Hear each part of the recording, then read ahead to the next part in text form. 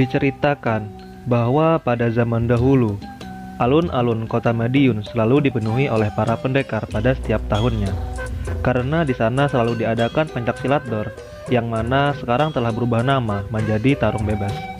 Dan masih dilestarikan di daerah Jawa Timur, tepatnya di Kediri dan Probolinggo. Diceritakan pada tahun sekitar 60-an, diadakannya pencaksilat dor yang diadakan di alun-alun Madiun itu. Yang mana pada saat itu terdapat seorang pesilat tangguh yang sangat sulit dikalahkan. Bahkan belum ada yang pernah mengalahkannya di setiap pertarungan-pertarungan yang ada. Beliau adalah Syekh Wulan yang berasal dari Ponorogo. Diceritakan pada saat itu, PSHT yang sudah mulai menyebar di berbagai daerah belum pernah sama sekali mengikuti pertandingan itu, karena PSHT lebih mengutamakan pertandingan prestasi yang resmi diadakan. Namun, ada sebuah perjanjian yang memberatkan PSHT, di mana dalam perjanjian itu dikatakan bahwa apabila sampai terbenamnya matahari, belum ada yang mau maju untuk melawan dan mengalahkan Syekh Wulan, maka semua perguruan yang ada di bumi Madiun tidak diperbolehkan untuk melebarkan sayapnya di luar Madiun. Diceritakan pada saat itu, banyak sekali pendekar silat yang hebat di Madiun. Namun, mereka tak ada seorang pun yang berani menaiki gelanggang pertandingan.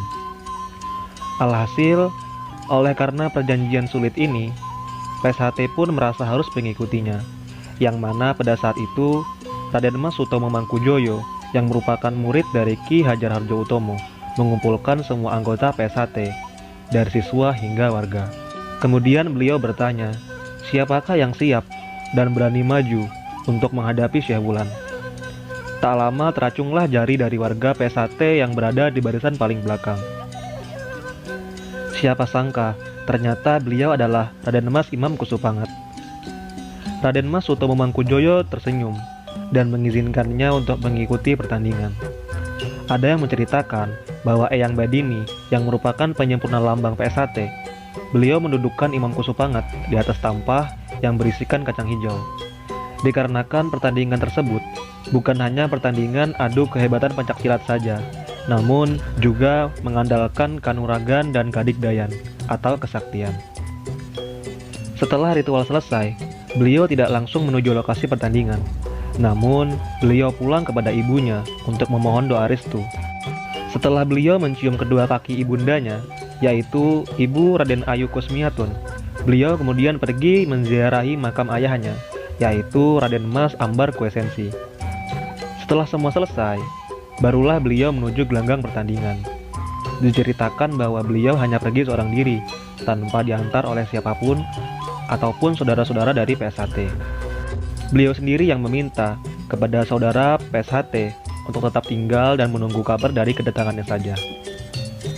Sesampainya beliau di gelanggang pertandingan, kedatangan beliau kemudian disambut oleh Raden Mas Sutomo Mangkujoyo dan beliau berpesan, mati hidupnya PSHT ada di tanganmu sekarang. Oleh karena itu, kamu harus waspada dan memperoleh kemenangan tanpa adanya kecurangan. Raden Mas Imam Kusupangat pun mengangguk dan mencium tangan beliau. Kemudian, beliau menaiki gelanggang pertandingan. Di atas gelanggang pertandingan, beliau menyampaikan sebuah permintaan kepada Syekh Wulan sebelum pertandingan dimulai. Beliau berkata bahwa beliau menyetujui apabila beliau kalah, maka semua perguruan yang ada di bumi Madiun tidak ada yang boleh keluar melebarkan sayapnya di luar kota Madiun.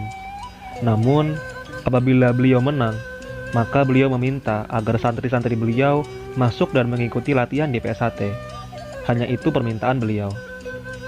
Syekh Wulan pun menyetujuinya. Banyak yang mengira bahwa pertandingan ini merupakan pertandingan hebat yang berjalan sengit dan lama. Siapa sangka, pada kenyataannya Syekh Wulan sudah terkapar dan tak dapat melanjutkan pertandingan hanya dalam jangka waktu 1 menit 58 detik saja. Maka Raden Mas Imam Kusupangat dinyatakan sebagai pemenang dalam pertandingan itu. Alkisah diceritakan, pada 10 tahun berikutnya, di tahun 70-an, Syekh Wulan bertandang bersilaturahmi ke rumah Raden Mas Imam Kusupangat. Terlihat tidak ada permusuhan dan dendam di antara keduanya. Bahkan, Raden Mas Imam Kusupangat sampai mencandai Syekh Wulan dengan bahasa Jawa. Pripun menawi kulo lan panjenengan gelut malih. Yang artinya, bagaimana jika saya dengan sampean bertarung lagi, sambil tertawa. Kemudian Syekh Wulan pun ikut tertawa lepas.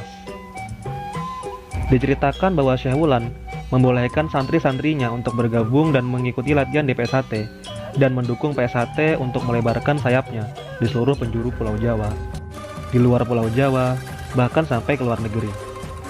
Anggotanya pun kian bertambah dan terus berkembang pesat hingga sekarang.